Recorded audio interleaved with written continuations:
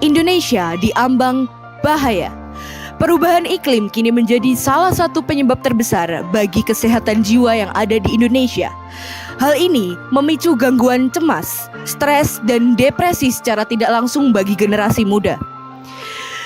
Iklim semakin tidak beraturan. Beberapa perilaku yang dilakukan manusia dapat menyebabkan gangguan iklim, seperti kertas yang dibuang sebelum pemilihan akan berdampak negatif. Kertas yang bersifat organik dapat bercampur dengan sampah timbahan organik. Pembusukan yang berlangsung secara aerob itu akan menghasilkan gas metana. Hal ini tentunya akan berdampak buruk bagi kehidupan manusia. Kertas yang telah dibakar akan menjadi abu dan tidak bisa berubah kembali menjadi kertas utuhnya. Hal ini karena perubahan wujud pada kertas yang berubah menjadi tetap. Jadi kertas sulit diuraikan dalam waktu singkat. Limbah sisa makanan yang dibuang tanpa diolah terlebih dahulu dapat membusuk dan mengakibatkan munculnya gas metana yang dapat menimbulkan efek rumah kaca. Efek rumah kaca ini berkontribusi terhadap terjadinya perubahan iklim yang drastis di seluruh dunia. Pengomposan sampah makanan dapat menurunkan jumlah enzim GR, gas rumah kaca yang dilepaskan ke atmosfer. Mendirikan bangunan besar-besaran, bangunan rumah, kantor, maupun lainnya mengkonsumsi banyak energi listrik. Sedangkan listrik masih banyak dihasilkan dari pembakaran bahan bakar fosil yang tentunya turut menyumbang emisi gas rumah kaca dalam jumlah besar. Penyebab perubahan iklim selanjutnya adalah penggunaan transportasi. Penggunaan transportasi saat ini menggunakan kendaraan berbahan bakar fosil seperti minyak bumi, dan inilah penyebab pemanasan global. Disebutkan, transportasi menjadi penyumbang utama emisi karbon dioksida yang merupakan gas rumah kaca. Penyebab perubahan iklim selanjutnya adalah penggunaan air bersih secara berlebih sehingga terjadi krisis. Air bersih yang langka dapat mengganggu siklus hidrologi, seperti penurunan curah hujan dan kekeringan. Hal ini dapat mengubah pola cuaca dan iklim di suatu wilayah, seperti meningkatnya suhu udara, peningkatan kebakaran hutan, dan menurunnya produktivitas pertanian, yang kemudian akan berdampak negatif pada ekosistem dan kehidupan manusia. Salah satu dampak dari kebakaran hutan bagi lingkungan adalah mempercepat terjadinya pemanasan global.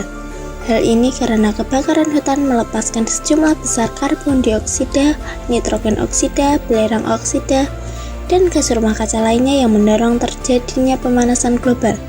Selain itu, partikel yang dilepaskan kebakaran hutan dapat masuk ke dalam salju dan es, lalu mengganggu kemampuan pantulan sinar matahari yang menyebabkan salju dan es menyerap lebih banyak panas matahari dan mendorong terjadinya pemanasan global. Aliran tenaga listrik. Sebagian besar listrik masih dihasilkan dari pembakaran bahan bakar fosil, yakni batu bara, minyak, atau gas. Pembakaran ini menghasilkan karbon dioksida dan dinitrogen oksida yang mampu menangkap panas matahari penyebab pemanasan global. Dunia di tahun 2050. Bayangkan, udara saja tidak berpihak kepada kita. Suhu memanas ekstrim. Sebagian orang terpaksa mendekam setiap hari di ruang ber-AC dengan handuk basah menyeka wajah. Mata terus berair. Dan kita hanya dapat tertidur di setiap subuh karena cuma itu waktu yang cukup sejuk. Di luar tembok rumah kita, peningkatan suhu menyebabkan kekeringan parah di banyak belahan dunia. Hanya orang kaya yang bisa membayar air. Keran-keran di tempat publik dikunci. Hutan-hutan terbakar. 2 miliar orang berhadapan langsung dengan suhu yang bisa meroket sampai 60 derajat Celcius.